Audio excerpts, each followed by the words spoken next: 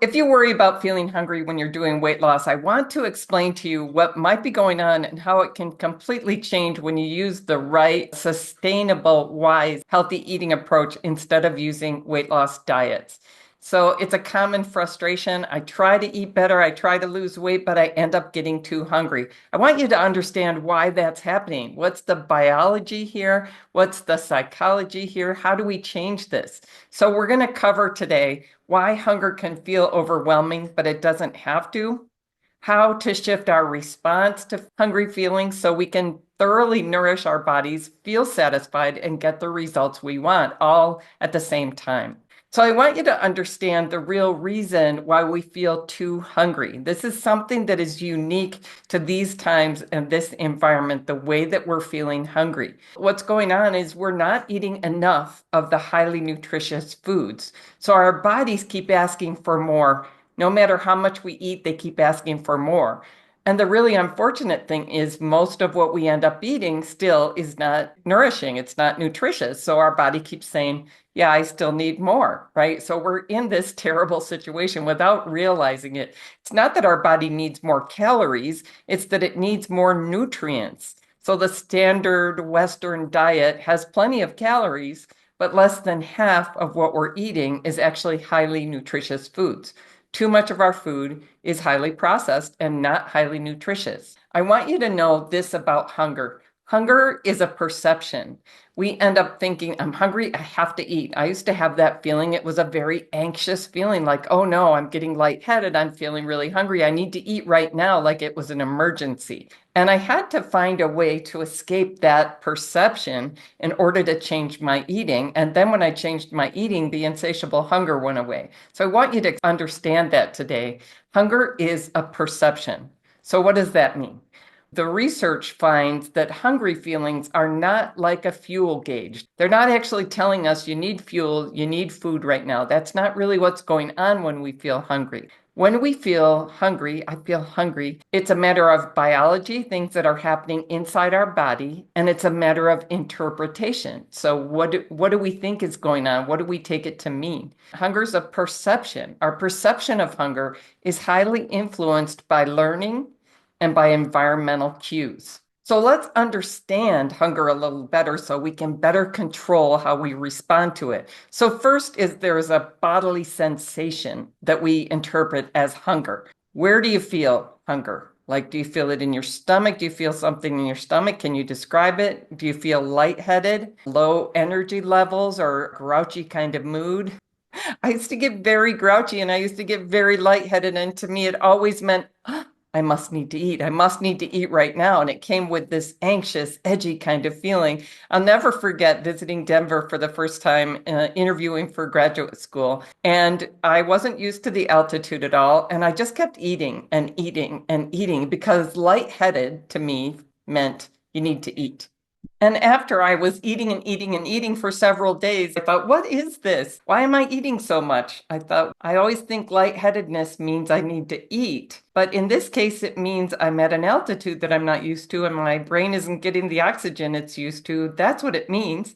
Actually, drinking more water would be really helpful, but eating and eating and eating isn't as helpful as I think. When I would perceive those feelings, the interpretation was hunger and it was a misinterpretation. And we can misinterpret our perceptions a lot, right? Have you ever noticed you felt hungry, but you stopped and thought about it and realized I'm actually thirsty? Actually, I'm just bored or tired. Some sensations we interpret as hunger are actually something else like thirst or boredom or other uncomfortable feelings like stress. So it's worth it to examine our interpretations. How did I learn to react to hunger in this way? How did I learn that lightheadedness means I have to eat? It was really important for me to figure that out because I was never going to be able to stop overeating until I examined that reaction and realized that's not actually, I'm not understanding this correctly. It's not helping me. It's not true.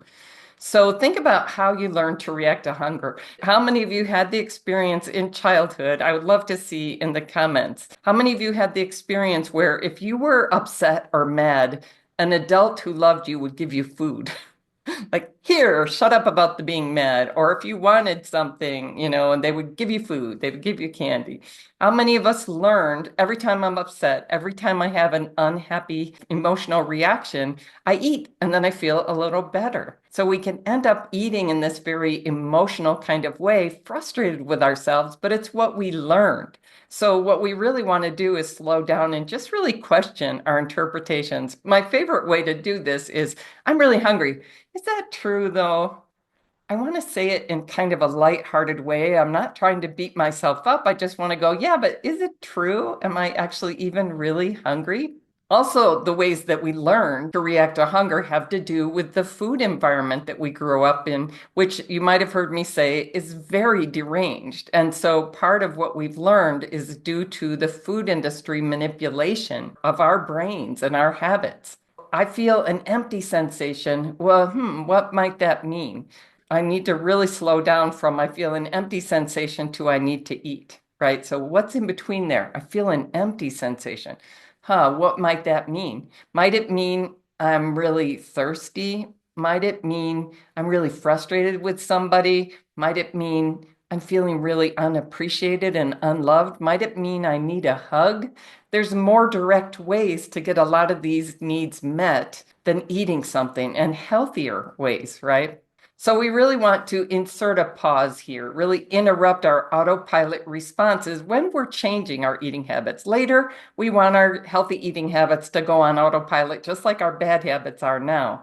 But when we're making these changes from less healthy eating habits to much healthier, wiser, simpler eating habits, we want to interrupt our autopilot response and just go, okay, I said I was hungry. Let's just slow down and look at this so we can make a wiser choice in that moment. So putting a pause between feeling something in our body, between the sensation and taking an action, right, to reduce hunger. We want to create choice. So one of the simple strategies I've done, a lot of my clients have found really helpful, is just wait 10 minutes. When you're in this process of learning to do something differently, make yourself stop. Like, oh, I really want a glass of wine right now. Okay, I can have a glass of wine in 10 minutes. I'm not going to freak myself out, but I am going to wait 10 minutes and I'm going to pay attention to what I'm feeling and where I'm feeling it and what thoughts are going through my head. That was super helpful to me. Not immediately. It kind of emotionally felt painful at first, but I deserve it. I had a really rough day. I really deserve it.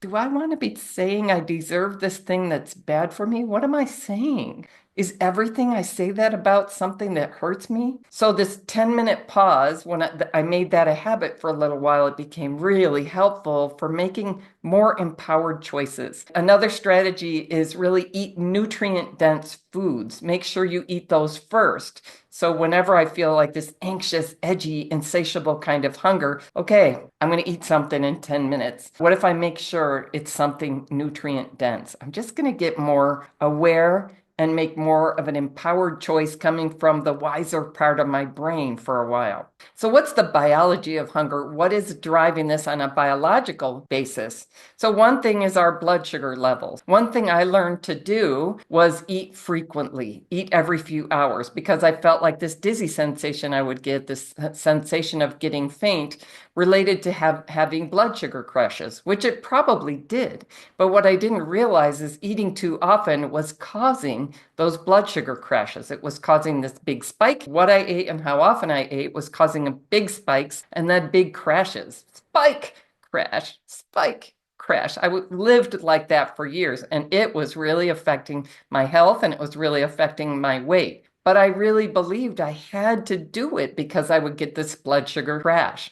It wasn't until I really learned, no, you really need to eat meals, abundant, big meals, and then not eat in between so that your blood sugar has a chance to go up and down, but in a more moderate range. Does that make sense? So blood sugar is a big part of it, right? We don't want to get these big spikes and these big falls. We want to keep things more moderate. And hormones are really important here. So there are several hormones that really impact whether we feel hungry or we feel satisfied. You might have heard of leptin and ghrelin, heard of insulin. Those things can really start functioning differently in our current food environment. In fact, It looks like a lot of people are having a different kind of experience of hunger that is referred to as insatiables. I just feel so hungry. I feel hungry not long after I ate, and I feel an anxiety kind of hunger. So these hormone systems, it looks like, are getting very dysregulated in our current food environment. A lot of us have very dysregulated hormones this way. So we can think of it like it's a character flaw. Why do I keep feeling hungry when I just ate? It's hormones. It's something physical happening in our body that we can change with physical changes to the way we eat. So our way of eating is making us feel hungrier. We're getting too little of the highly nutritious foods, too little nutrition, and we're getting too much of the highly processed, non-nutritious food-like substances. And this combination really dysregulates these hormone systems, leptin and ghrelin and insulin. So it becomes difficult for us to discern, am I hungry right now? Am I full? Did I have enough to eat? So it used to be very natural, very normal, the way our body would tell us these things. Now it's not working to our benefit. It's dysregulated, and it's very common for us to have this insatiable hunger. I just can't get enough to eat, right? By the way, this way of eating also tends to make us couch potatoes. So when we have a leptin resistance, for example, we can not only feel hungry all the time, but we can also feel like I don't want to move very much. We discovered leptin when we found mice who only wanted to eat and were total couch potatoes. And it turned out they had lesions that were affecting how that hormone functioned for them. And it looks like a dysregulation in that hormone system is part of what's happening in the human population in our current times in our food environment. So to get balanced, to get back to a normal level of functioning with those hormones, we can eat in this simply wise way. So we're getting plenty of highly nutritious food, so much more than average, right? And we're getting so few of the highly processed, non-nutritious food-like substances. We don't get this insatiable hunger, this excessive hunger. We get a return to normal, healthy functioning in those various hormone systems. So the whole experience of hunger and satiety completely changes to something that's a lot healthier and more normal, that just works better for us. We're not feeling like we have to be eating again and again and again. So nourishing our body well in a simple, wise way makes that dysregulated, edgy kind of hunger go away. It's gorgeous. I can't even explain it. So I want you to know that hunger perceptions can be distorted, just like other kinds of perceptions can be distorted. So first of all, let's recognize perception is not reality. We've all seen those optical illusions where one person sees a rabbit and another person sees a duck, and it just depends. It's not that there's a rabbit or a duck there, right? We're perceiving something based on what we've learned in our lives, based on what we see there and what we've learned.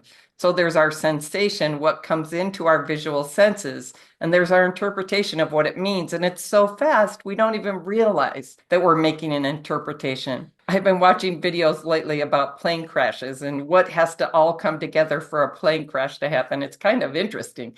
But one thing we find is pilots can sometimes have a misperception about whether they're up or down or which direction they're going.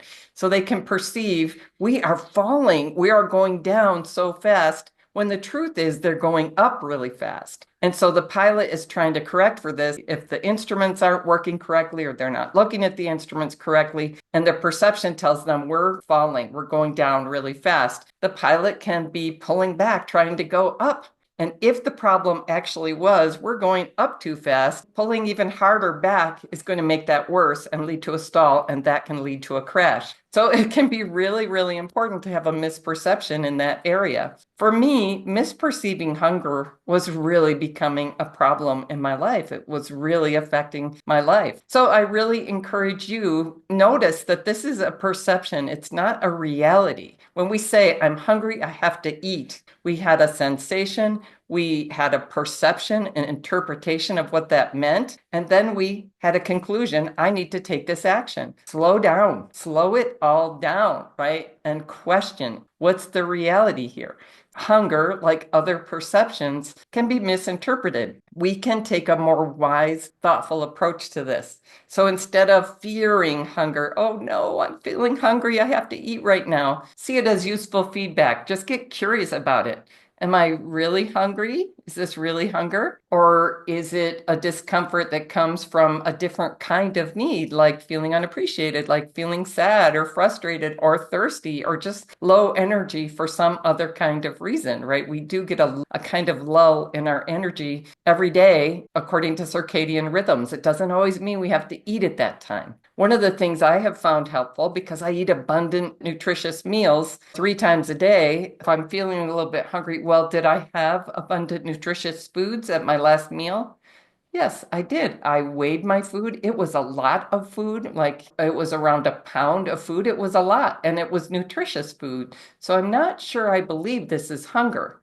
And anyway, if I'm going to eat in another hour, this is just going to be appetite. This is just going to be a good thing that makes me enjoy my food more.